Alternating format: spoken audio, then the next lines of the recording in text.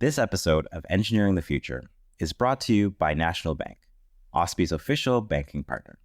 National Bank's offer for engineers just got even better, now with exclusive access to virtual healthcare advisory and legal assistance services provided by its official partners. Find out more at nbc.ca/engineer. This podcast is brought to you by OSPI, the Ontario Society of Professional Engineers, the advocacy body for professional engineers in the engineering community in Ontario.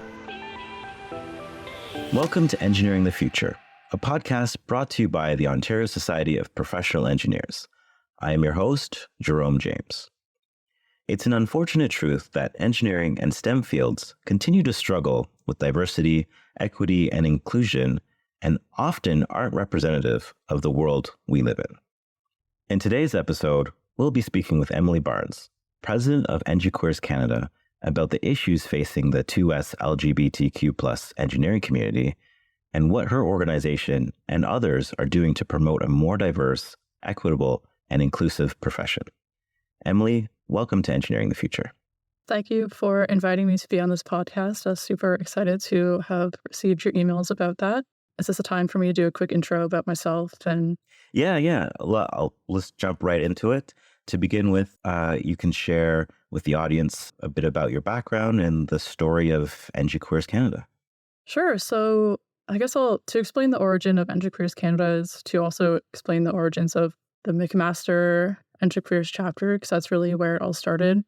So for context, I am not a McMaster student myself. I am a Carleton University alumni. Also, this all occurred in 2013 to 2017, which was before I was even in university. So this is very much third-hand explanation of kind of how we originated. But so fun fact, I guess, first is McMaster was not the first EngiQueers student club to exist in Canada. Oh, really? So the first one was Carleton University, and then McGill, and then finally McMaster. So the story of McMaster EngiQueers starts with EngiQueers Canada's founder, but at the time, EngiQueers Canada didn't exist. So founder Vanessa, as a little baby gay, entering first year of university, looking to find community. And definitely McMaster had a really strong engineering community. So, she found that, at least the engineering community part, but it was lacking the queer community part. So she decided to pitch, an LGBTQ plus focused engineering club at one of their Eng Society's AGMs, annual general meetings, and got a unanimous vote in favor. It was 300 votes who were all like, yes, do it. Super excited for this club. So really it became time to put in the work. The community was very welcoming of this new EngiQueers club. Major leaders and students within the engineering community were super supportive. They participated in the club's first initiatives and everything.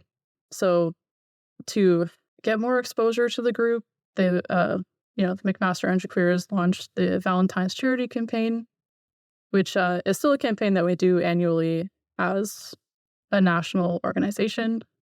So as the years went on, things became bigger. There became a focus more on professional development. So hosting panels on diversity in engineering, and now the social connection of coordinating with EngiQueers and, having their own McMaster EngiQueers at Toronto Pride Parades. And they were establishing themselves as a major resource on campus. So delivering, equity trainings, workshops to engineering students, even to a fraternity. Did a workshop to a fraternity about sexuality and inclusivity. This is not a time when there wasn't so much emphasis on inclusive language and things like that. So that was really major. So this group was not only serving the queer community within engineering at McMaster, it was actually providing awareness and educational training, basically, to the masses. Yeah, so that is also how they got the word out about McMaster EngiQueers is that they are a resource. And they had a lot of people reaching out to them as well from exposure at the Toronto Pride and stuff, being like, I'm having X issue on my campus, what can I do about it? So that was really where the resource side of the organization started. So then they got the dean and the faculty of McMaster started participating in some of these events and everything that EngiQueers was hosting. The social connection really became a big thing. They were hosting, like pub nights, drag nights, low-key board game nights, and things like that. And how was the reception from the rest of the student body during this time of making yourselves known on campus, building up that awareness, connections with leadership within the greater university community? I can't speak too much on that because, I wasn't around personally during that time. For context, at, engineering universities in Canada, especially the bigger ones, like McMaster, where there's a huge focus on community and there's a huge volunteer community, and they're super passionate about getting involved in clubs and volunteering in events and things like that. So that community was very supportive of an EngiQueers group existing. I remember Vanessa telling me something about how someone had tried to use like EngiQueer as an insult against, queer people in engineering, and Vanessa was like, we can use that. We can definitely use that. And now it's become the name of our organization. But that's kind of just a funny thing. I'm not sure how the overall, student body received it. But the deans and the faculty were supportive of this. This was also a little bit of background information on the lore, I guess, of the McMaster faculty at the time, was that their red suits, which you may have seen in pictures of McMaster students, they wear like red flight suits. So that's like their student major engineering club, and they were kind of coming under fire for like sexist and degrading songs in the McMaster songbook. And so there was some tension between students and faculty at the time because of this. And so there was already a lot of cultural change going on in the McMaster engineering student body.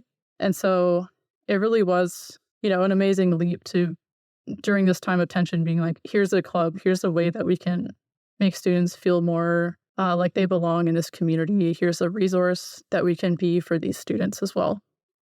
That makes a lot of sense. So, as president of EngiQueers Canada, how do you perceive the current state of the 2S LGBTQ+ in the engineering field in Ontario and as an extension in Canada? Yeah, so I'll be completely honest. I have just completed my degree, so I haven't had much opportunity to experience the engineering field.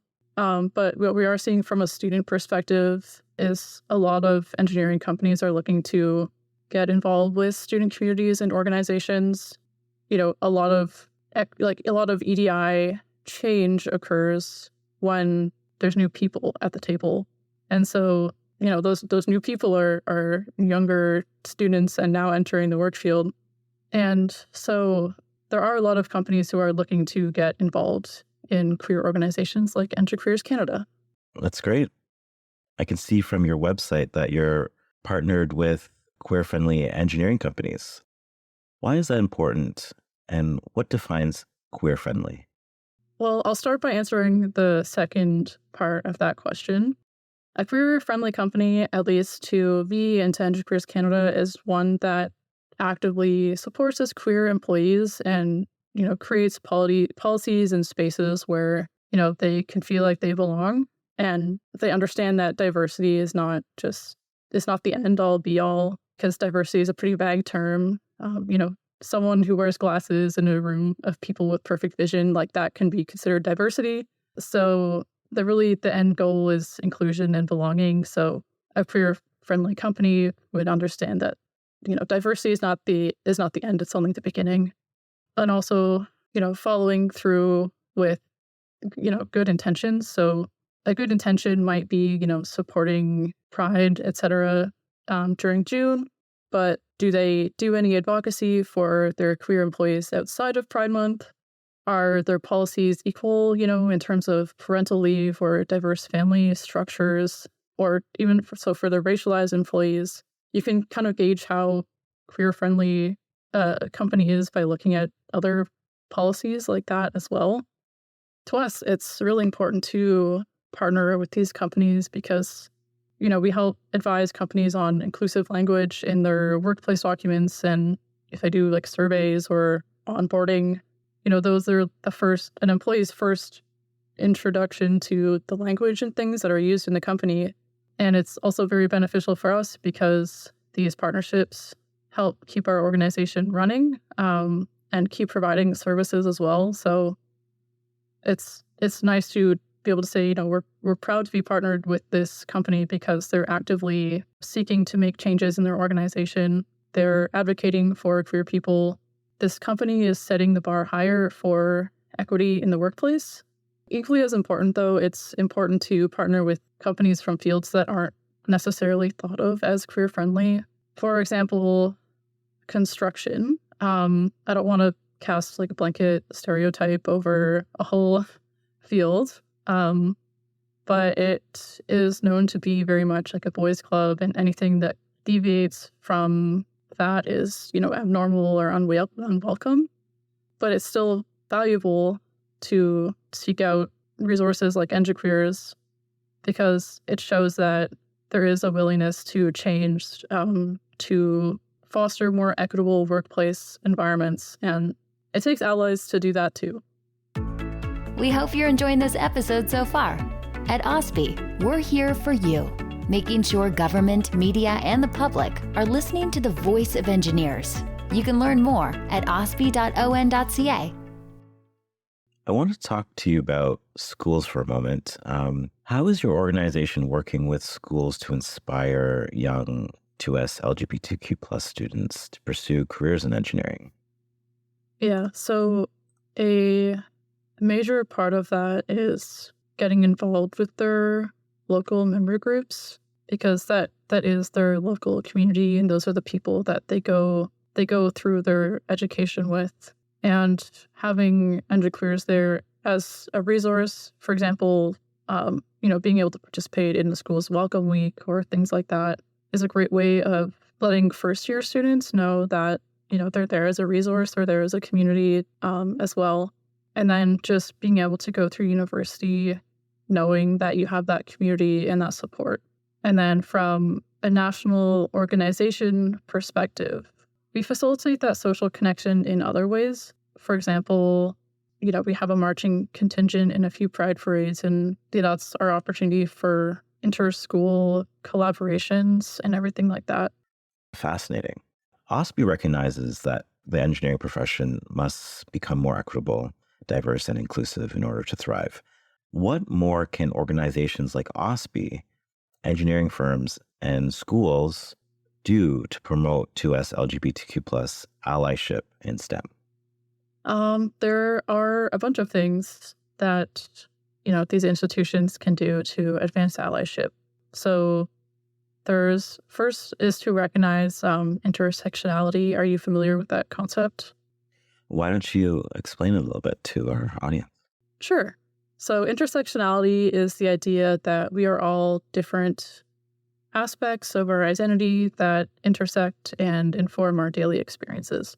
It means, that people can face multiple forms of discrimination or oppression, and they build on top. So, for example, a Black woman is going to experience a much different kind of discrimination than a white woman. These are both women, but they have different intersections of their identities with race. And so there are other aspects too, like age, class, gender, sexuality, religion, that all intersect and make us who we are. So the first step, is really for these institutions to recognize that people have intersecting identities, and the changes you make to one thing aren't gonna fix the other thing, right? It's important you have to look at the broader scope. That even itself is a huge step. The other thing too, as I mentioned, is, when you say you're in support of something, allyship is really the pairing of good intentions with meaningful action. So there's no allyship without that meaningful action. for example, for school institutions, not to call any particular institution out, but, not just touting that, oh, we're a diverse university, you can feel included here, but are you actually funding your student groups, or are you super resistant to any time they want to hold an event, you're like holding on to your wallets and not providing them funding?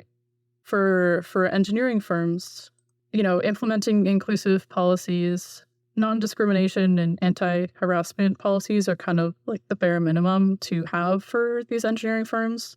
Are the policies also inclusive of diverse family structures? Are there employee resource groups where employees can find like-minded individuals and have a community at their workplace and feel like they belong in that community? Do they provide resources and support for diverse employees? Even little things like, is the employee able to use their preferred name on their company documentation, if there's name badges or an online portal, government website? Are they able to use their preferred name instead of their birth name? There's also been a lot of positive steps forward in recent years regarding 2S LGBTQ plus rights, but there still seems to be a lot to do and a long way to go. What keeps you passionate in this space? Yeah, so it really does sometimes feel like an uphill battle, especially, so for example, our conference, we're trying to get faculties from schools across Canada to pay for their delegates to come to our conference. And so it's not out of pocket because they're going to the conference to learn things and take it back to the university to better the university as well. And so sometimes we're, fighting deans and faculties to get the funding to be like, yeah, this really is beneficial for you to send them here. And then, there's tons of like anti-trans protests and misconceptions about what's being taught in schools and things like that. But what really keeps me going is even if only one person entering the profession benefits from what we do, then that makes it worth it. It's also the knowledge that things are getting better, even if it's like a non-linearly improving. It's wanting things to be better for my future self and then also for other young engineering grads entering the field. So it's important that there are role models in the space, and if there's none of those role models, then we become those role models and the representation. Well said. EngiQueers Canada recently won a Professional Engineers Award. Can you tell us what winning this award meant to your organization? Honestly, it meant the world to us to receive this award. It really was affirming, definitely, that the work that we do is being recognized. Excellent. Thank you so much for providing insight for your organization today. Do you have any final thoughts that you would like to leave our listeners? Yeah. So I would just like to say a word about allyship. The work that we do relies very heavily also on allies.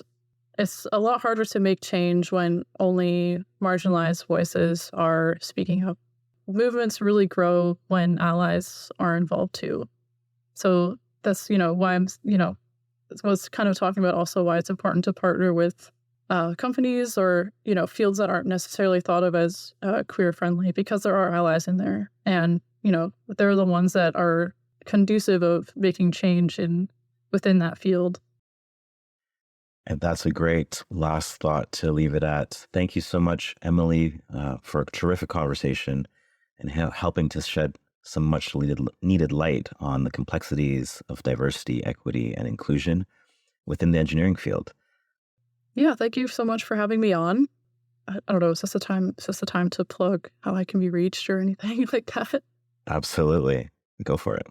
Okay, so yeah, we can, if there are any questions or anything about the stuff that we do, we can be reached anytime at info@engiqueers.ca. We also have our website, engiqueers.ca, or our Instagram at EngiQueers Canada. We could be reached through any of those channels, and, we're happy to discuss ways we can work together. Terrific. Once again, we've been speaking with Emily Barnes, President of EngiQueers Canada. Thank you for listening. Our podcast is available on YouTube as well as your favorite podcast app. so please be sure to subscribe and leave a comment. We'd love to hear from you. I'm your host, Jerome James. You've been listening to Engineering the Future, and we'll see you next time. From all of us at OSPI, the Ontario Society of Professional Engineers, thanks for listening. Please be sure to subscribe so you don't miss an episode.